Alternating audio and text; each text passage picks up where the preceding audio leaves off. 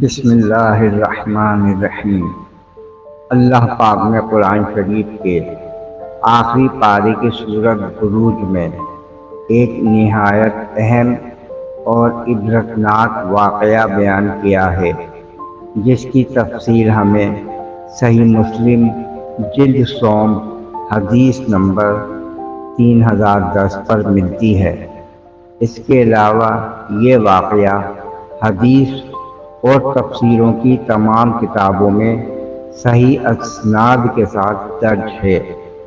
حضرت صہیب بن سنان رومی رضی اللہ تعالی عنہ سے روایت ہے کہ رسول اللہ صلی اللہ علیہ وآلہ وسلم نے فرمایا، تم سے پہلے ایک بادشاہ تھا جس کے پاس ایک انتہائی اعلیٰ درجے کا جادوگر تھا۔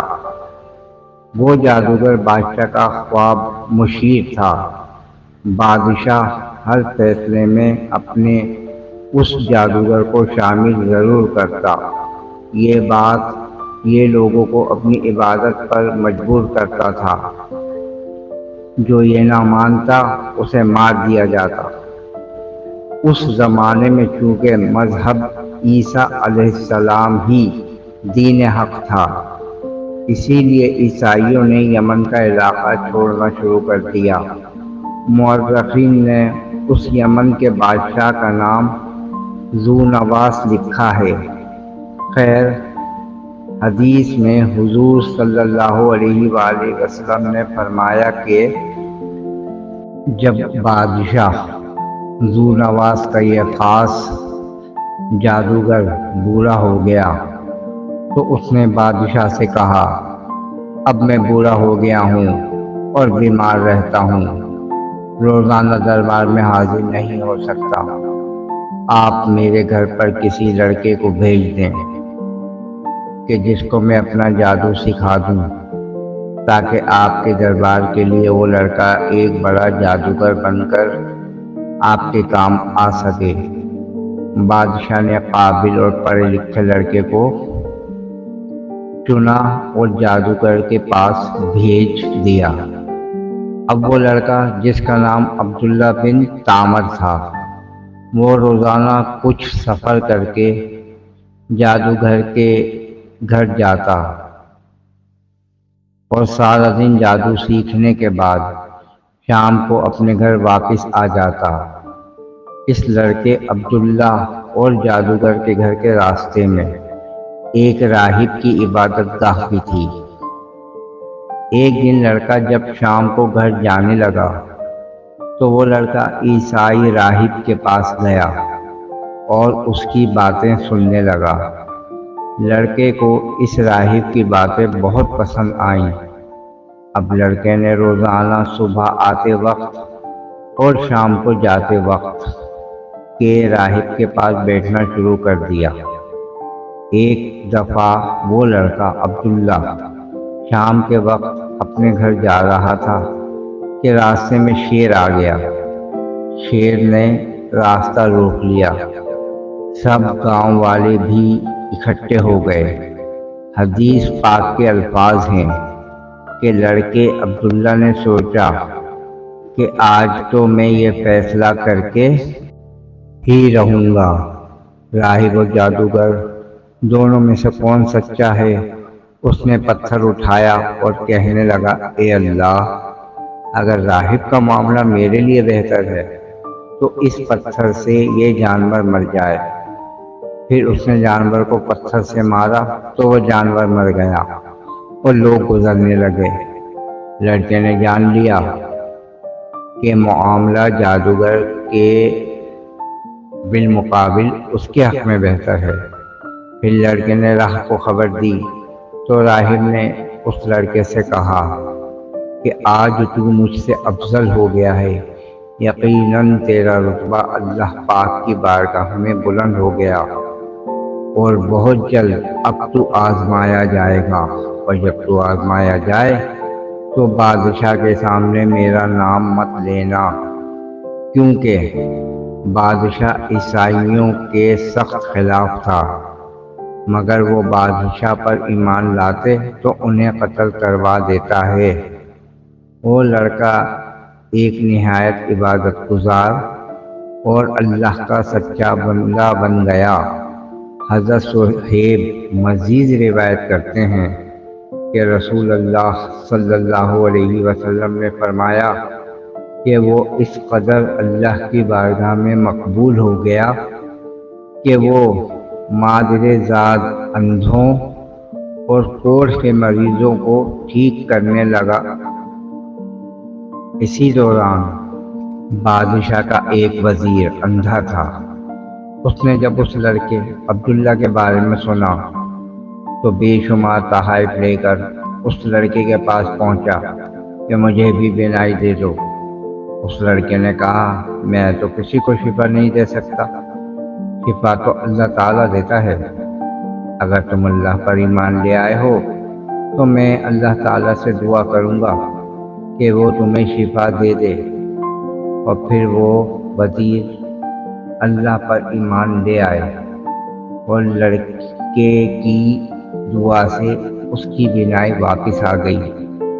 جب وہ وزیر دربار میں آ کر بیٹھا تو بادشاہ نے اس سے پوچھا کہ کس نے تجھے یہ آنکھیں عطا کی؟ وزیر کہنے لگا میرے رب نے مجھے میری آنکھیں دوبارہ عطا کی ہیں۔ بادشاہ نے غصے میں پوچھا کیا تمہارا میرے علاوہ بھی کوئی رب ہے؟ وزیر کہنے لگا بے شک میرا اور تیرا رب اللہ تعالی ہے۔ بادشاہ نے اسے گرفتار کرنے کا حکم جاری کیا تو اس نے لڑکے عبداللہ کے بارے میں بتا دیا۔ بادشاہ نے عبداللہ کو دربار میں پیش کرنے کا حکم دیا۔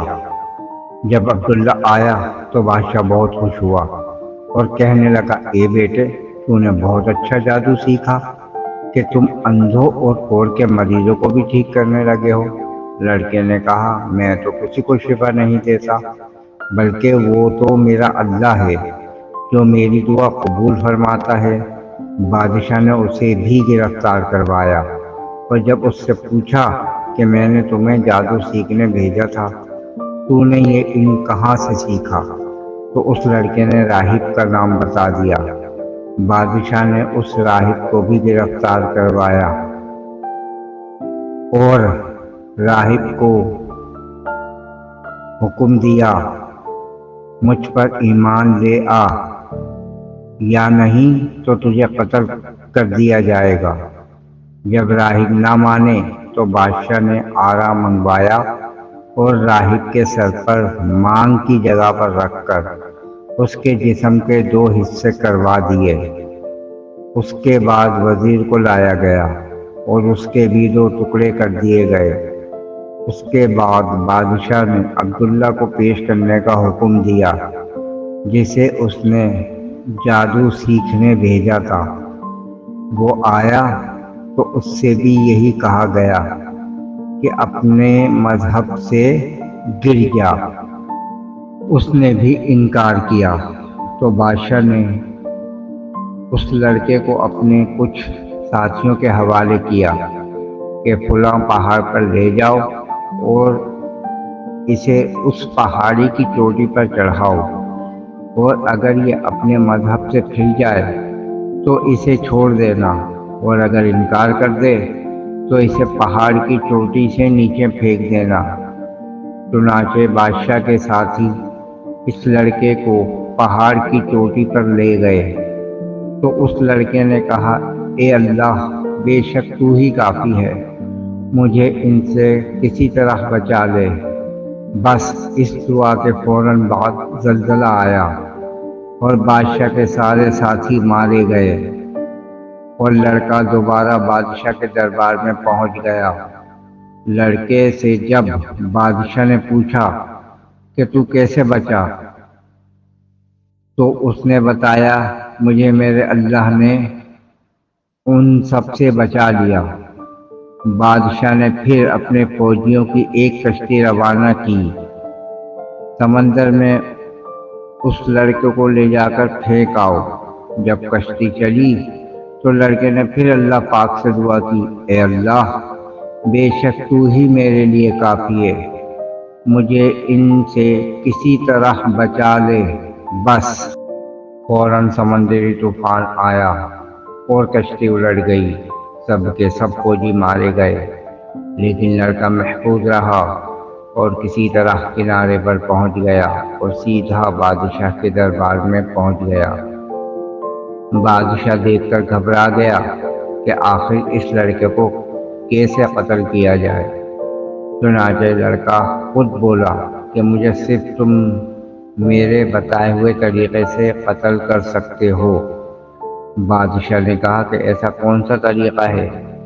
اس لڑکے نے کہا کہ سارے لوگوں کو ایک میدان میں اکٹھا کرو اور مجھے سولی کے تختے پر لٹکاؤ، پھر میرے ترکش سے ایک تیر کو پکڑو، پھر اس تیر کو کمان کے وسط میں رکھو اور پھر کہو اس اللہ کے نام سے جو اس لڑکے کا رب ہے، پھر مجھے تیر مارو گے، تم اس طرح کرو گے تو مجھے قتل کر سکتے ہو۔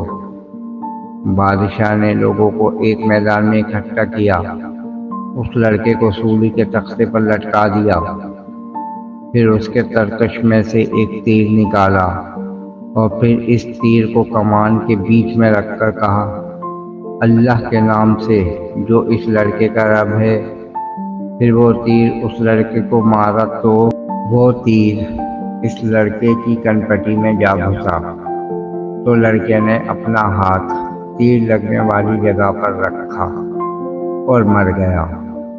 تو سب لوگوں نے کہا ہم اس لڑکے کے رب پر ایمان لائے، ہم سب اس لڑکے کے رب پر ایمان لائے، ہم اس لڑکے کے رب پر ایمان لائے۔ بادشاہ آیا اور اس سے کہا گیا جس سے تو ڈرتا تھا وہی ہوا، یعنی لوگ ایمان لے آئے ہیں۔ بادشاہ نے خندق کھودنے کا حکم دیا، پھر خندق کھودی گئی اور ان خندقوں میں آگ جلا دی گئی۔ بادشاہ نے کہا کہ جو شخص اس لڑکے کے دین سے نہ پھرے تو اسے ان خندقوں میں دھکیل دیا جائے۔ روایات کے مطابق وہ خندقیں 30 فٹ گہری اور 10 فٹ چوڑی تھیں۔ بادشاہ کے حکم کے مطابق ان سب لوگوں کو آگ والی خندقوں میں گرا دیا گیا۔ جنہوں نے لڑکے کا دین قبول کر لیا تھا، انہی میں ایک عورت بھی تھی جس کے ہاتھ میں بچہ تھا۔ جب وہ عورت خندق کو دیکھ کر ڈری تو اللہ پاک نے اس کی گود میں بچے کو گویائی فرمائی اور وہ بولا اے امی جان صبر کریں اور کود جائیں اس خندق میں، کیوں ہم حق پر ہیں۔ ناظرین گرامی، مفسرین کے مطابق یہ 23 عیسوی کا واقعہ ہے جب بادشاہ ذو نواس نے نجران کے لوگوں کو جو اللہ کو ایک مانتے تھے انہیں خندقوں میں پھینکوا دیا۔ اسے ہی قرآن مجید نے اصحاب الاخدود کا نام دیا ہے۔ بس اللہ کا عذاب اس بادشاہ پر اس طرح نازل ہوا کہ ان مومن لوگوں میں سے ایک شخص مدد کے لیے حبشہ کے بادشاہ نجاشی کے پاس پہنچ گیا، جس نے فوراً اپنی فوجیں روانہ کیں اور ایک بڑی لڑائی کے بعد بادشاہ ذو نواس کو شکست فاش ہوئی، اور نجاشی کے کہنے پر بادشاہ ذو نواس اور اس کے حامیوں کو انہی کی بنائی گئی خندقوں میں ڈال کر ہلاک کر دیا گیا۔